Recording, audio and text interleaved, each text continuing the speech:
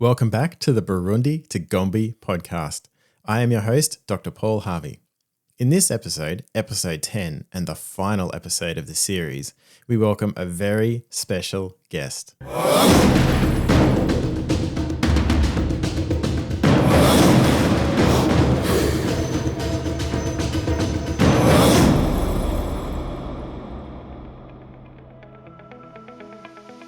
Dr. Jane Goodall DBE, founder of the Jane Goodall Institute and UN Messenger of Peace, is a world-renowned ethologist and conservationist.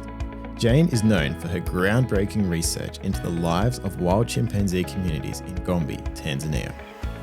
At 26, Jane followed her passion for wildlife and Africa to Gombe, Tanzania, and under the mentorship of paleoanthropologist Dr. Louis Leakey, began her landmark study of wild chimpanzees. A revelatory observation that chimpanzees make and use tools rocked the scientific world and forever redefined our understanding of the relationship between humans and other animals. And now, nearly 65 years later, this work continues today. Jane founded the Jane Goodall Institute, JGI, in 1977, and today 24 institutes work to support her holistic approach to conservation. JGI's work includes Takari, JGI's community-led conservation program, 2 sanctuaries for orphan chimpanzees, the ongoing research at Gombe, and Jane Goodall's Roots and Shoots. Roots and Shoots empowers young people of all ages in 70 countries to undertake hands-on projects of their choosing to benefit the community, animals, including domestic animals, and the environment.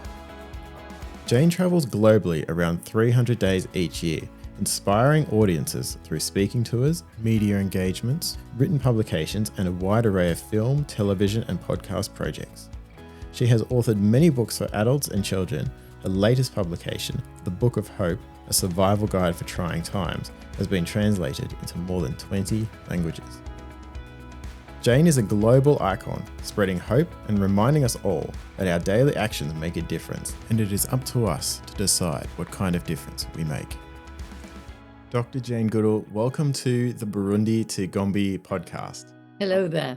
Jane, first of all, let's go back to the start. This is a story you've told many, many times before. Let's take you back to Gombe, where you're there amongst the chimpanzees, and something happened that changed your life, but also the perception of chimpanzees and animals and humans. Well, it was obviously a moment I'll never forget. And it was a rather damp, wet, cold day, because it can be very cold at Gombe when it's been raining. It was the beginning of the wet season. And I'd been up to one of the peaks and I couldn't find any chimps. And I was plodding back through towards the peak where I always sat. And I saw this dark shape hunched over a termite mound. And looking with my binoculars, I could see, and it was the one chimp who'd begun to lose his fear of me after 4 whole months. And I could see a hand reaching out and picking grass stems and pushing them down into the termite nest and carefully pulling them out and eating off the termites with his lips. And I also saw him break off leafy twigs, and to use them as tools, he had to strip the leaves. So he was using and making tools, which was something at that time only humans were supposed to do. At least that was what Western science said. If you'd asked the pygmies in the forest, they would have told you about chimps using tools. And we know now that other animals use tools. But back then, when we were defined as man, the tool user, then it was something really startling and shocking to the scientific world. And there were plenty of male scientists who said, well, why should we believe her? She hasn't even been to college. She doesn't have any qualifications. She's just a girl. One of them even said, oh, she must have taught him how to use tools. So that, since they were running away, that would have been really brilliant. I could imagine you sitting there in the forest floor saying, look, chimps, do this and copy me. So, then came the famous letter from telegram from Leakey saying, now we must redefine man, redefine tool, or accept chimpanzees as humans. And it did really, start to change our perception or science's perception towards other animals. What was it like knowing that you were at the forefront of this huge new discovery in science? Honestly, the most exciting thing looking back over those early days, as I got to know the chimps as individuals, got to know, I literally, they were almost like my family. And yet when I got to Cambridge University to do a PhD, because Leakey said there was no time for an undergraduate degree, and I was nervous, and to be told that I'd done everything wrong. Chimps should have numbers, not names. They're your subjects. You cannot talk about them having personalities, minds, or emotions. Those are unique to us. And in fact, because the chimps not only are so like us in behavior, kissing, embracing, holding hands, caring for the family, etc., but also biologically, we share 98.6 or even 7% of our genes, our DNA. Science gradually began to accept that we, in fact, are part of and not separate from the animal kingdom. I mean, it's almost impossible to believe now that science in 1961 was saying that we were totally unique, completely separate from all the rest of the animals.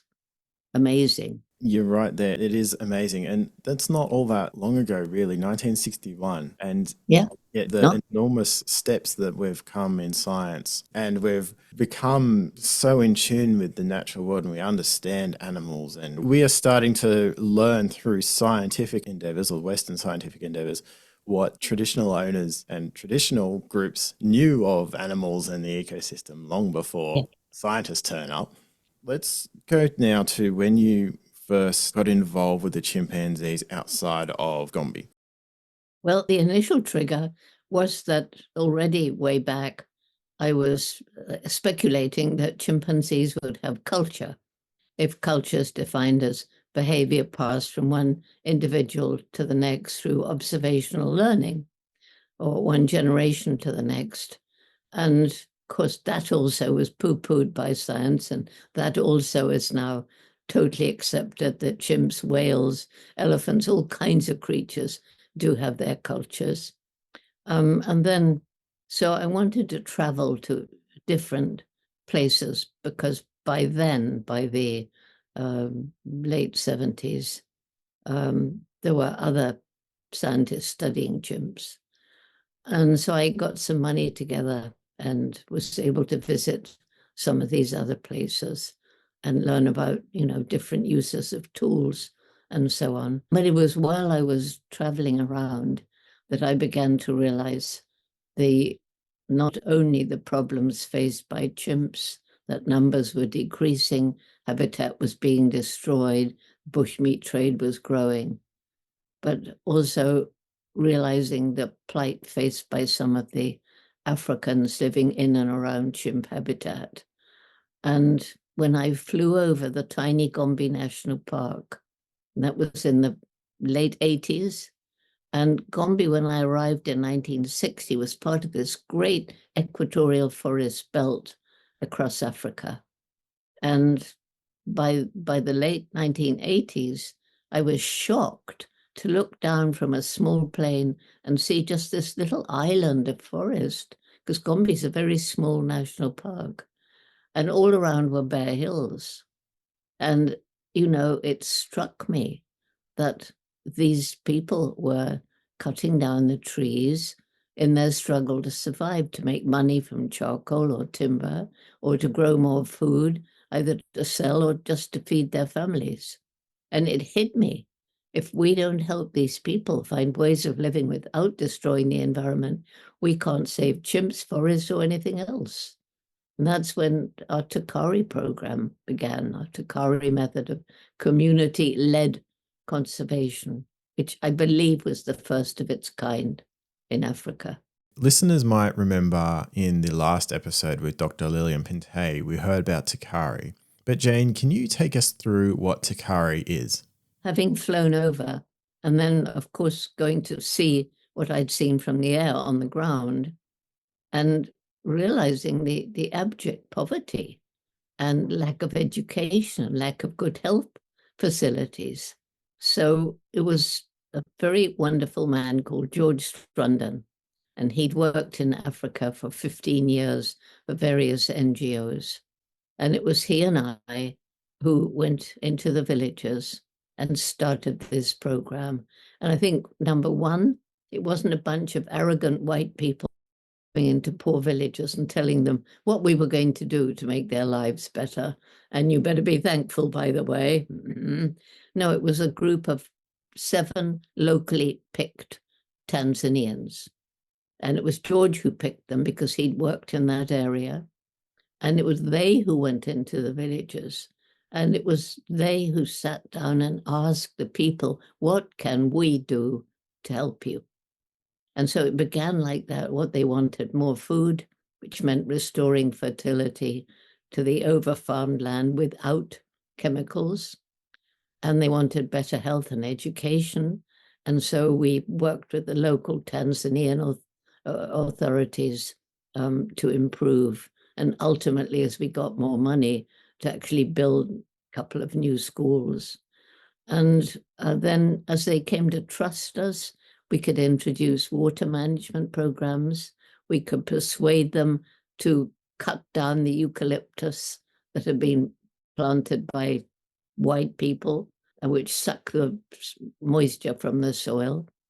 We could introduce family planning, again, by local people.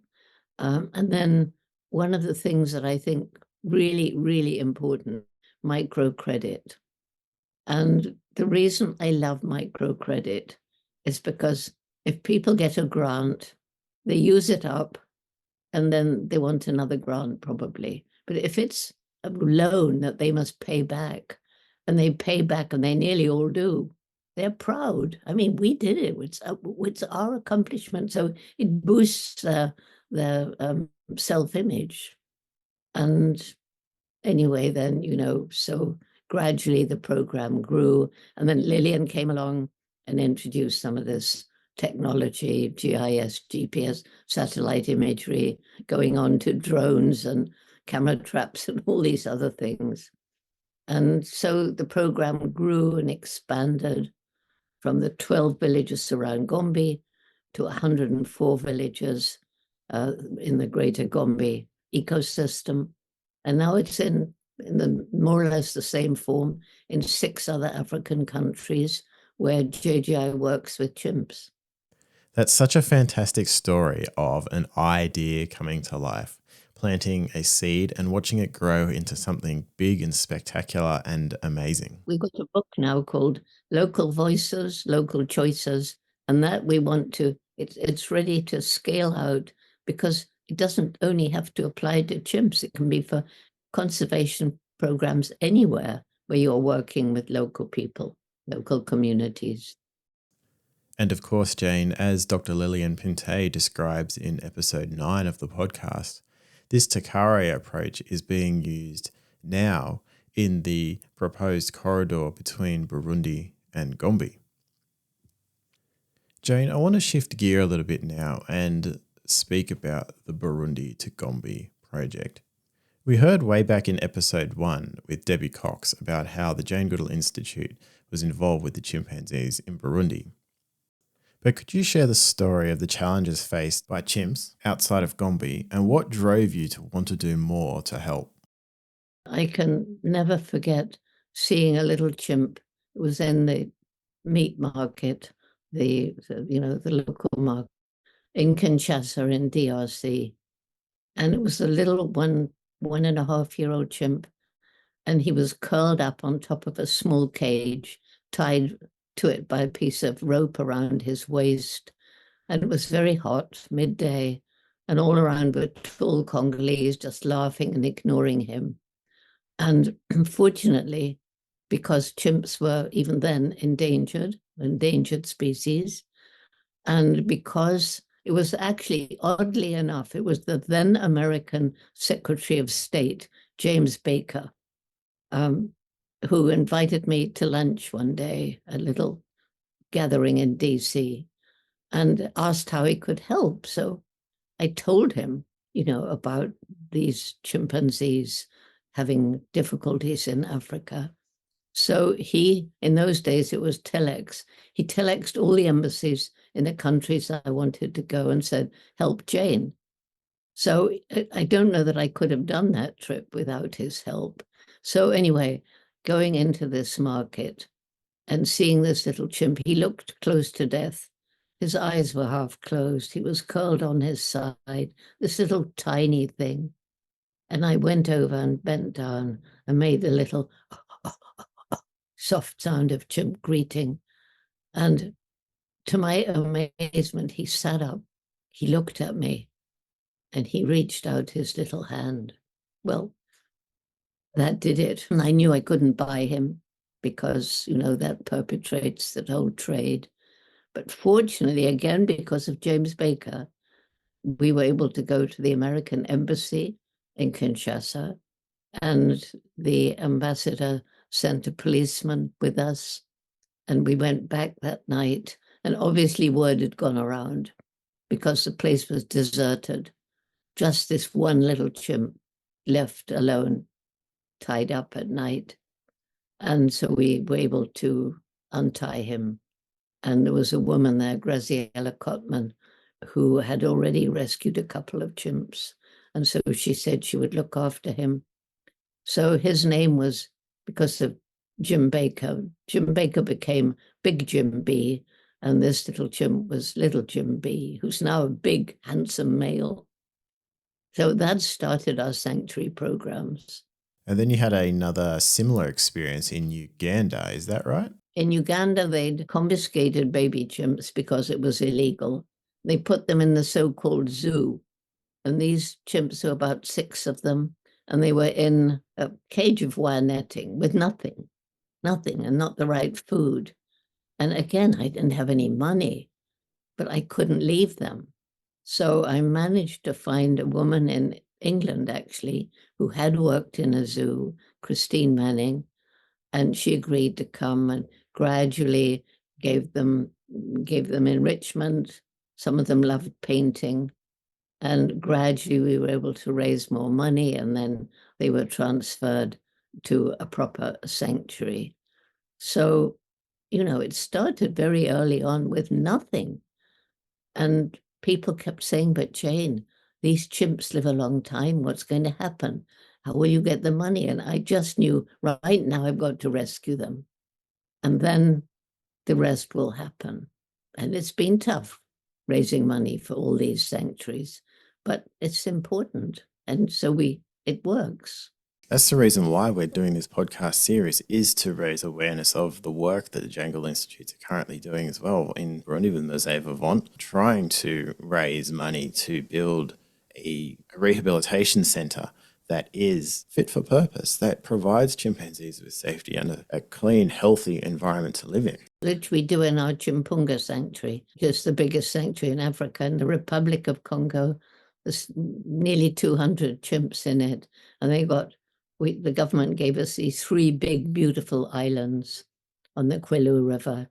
And so many of the chimps have been released there. It's almost like going into the wild, but they need some extra food.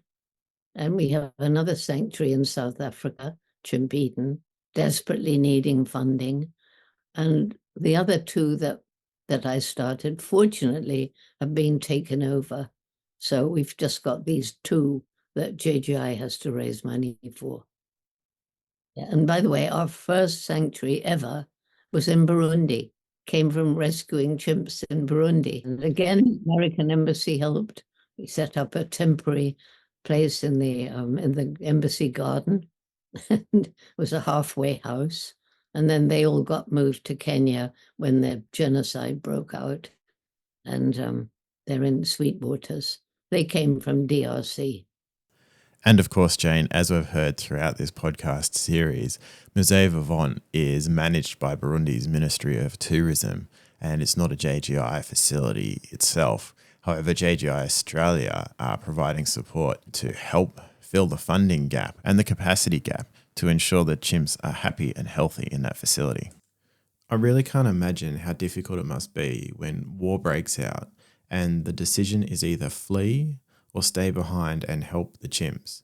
Well, our caregivers did. Two of them actually got killed because they wouldn't leave the chimps.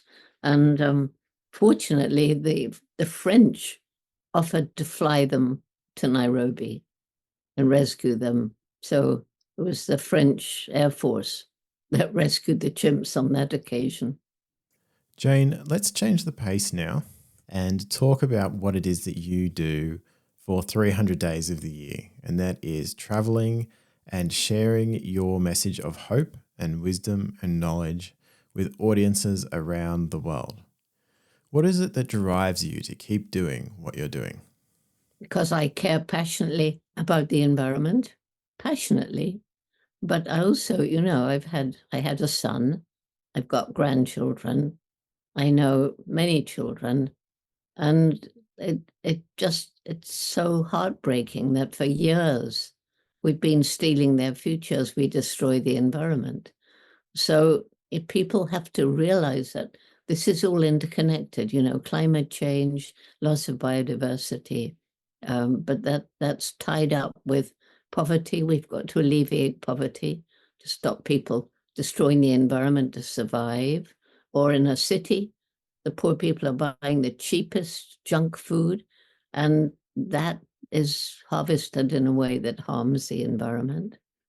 And so, what seems to me really, really important is to get to the youth around the world so that they grow up understanding the problems, understanding that each one of them can make an impact. Many of them change the way their parents think.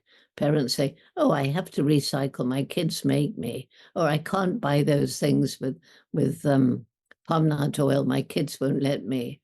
And so this program, Roots and Shoots, that I began in 1991, 2 years before Takari, is now in 75 countries. And it's young people from, well, there's a few preschool, but mostly kindergarten, all the way through university. And they choose projects to make the world better, one for people, one for animals, or I should say other animals, and one for the environment, because it's all interrelated, like the ecosystem of a forest, each one with a part to play. And when the young people get involved and they see, gosh, we're making a difference. We planted all these trees. Now there's shade. We wrote letters, and this patch of trees has been saved from yet another supermarket. We started clearing up litter. People joined us. Now the street's clean again. So this program is my biggest hope for the future. Young people, not only Roots and Shoots, but other similar programs, because when young people understand the problem and they are empowered to make a difference, they're just so full of energy. They're committed, they're passionate, dedicated, and persistent. Absolutely. Young people just seem to have this ability to throw absolutely everything they've got behind a cause, something that they're passionate about. It's so good to see kids getting outside in nature, learning, expressing themselves, and doing something good for the planet. And get them away for a little while from their little cell phones, from this constant gazing. I mean, it's so heartbreaking to see. Jane, this is a question I don't know if you get very often. Maybe you do. It's your 90th birthday year. You've been traveling around spreading your message all over the world, and there's been a lot of things happening in your 90th year. I want to sort of fast forward our brains a little bit, another 90 years. What would you hope has happened in that period of time? What would be the thing that, if you saw it happen, what would make you the happiest?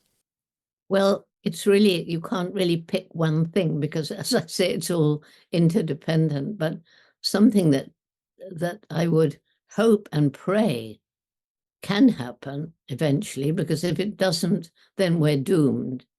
But we need people in government who are committed, to protecting the environment. We need business that understands that this life isn't just about making money, but also protecting the environment for the future.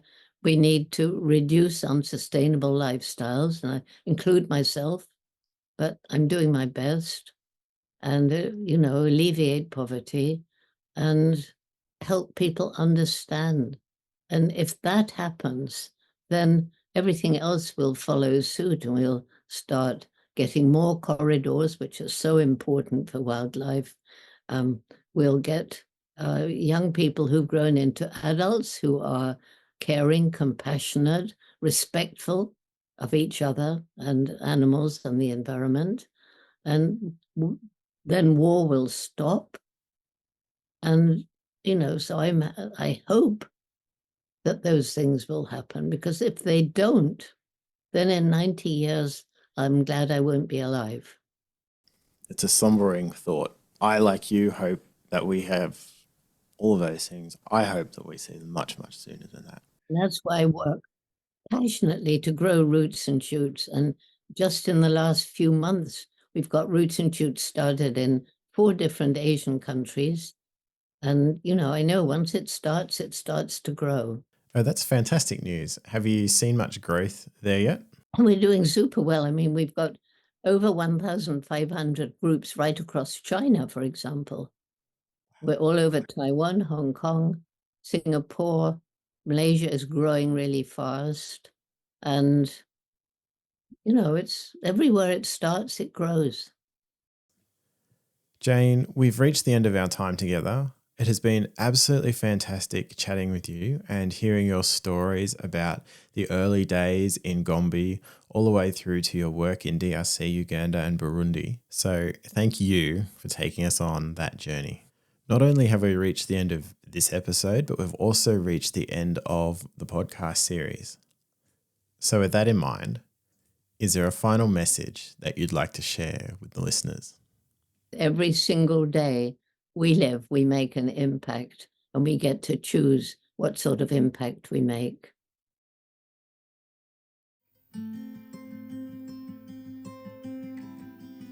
You have been listening to the Burundi to Gombe podcast. I am your host, Dr. Paul Harvey, and it has been a pleasure to have you along in this series. I hope that you've enjoyed this series and you're feeling inspired to go out and make a positive change in the world. I want to extend a huge thanks to all of the guests and those people that have worked behind the scenes to make this podcast possible. Please share your feedback, questions or comments to paul@docpjharvey.com. You can find more of my work by visiting www.docpjharvey.com.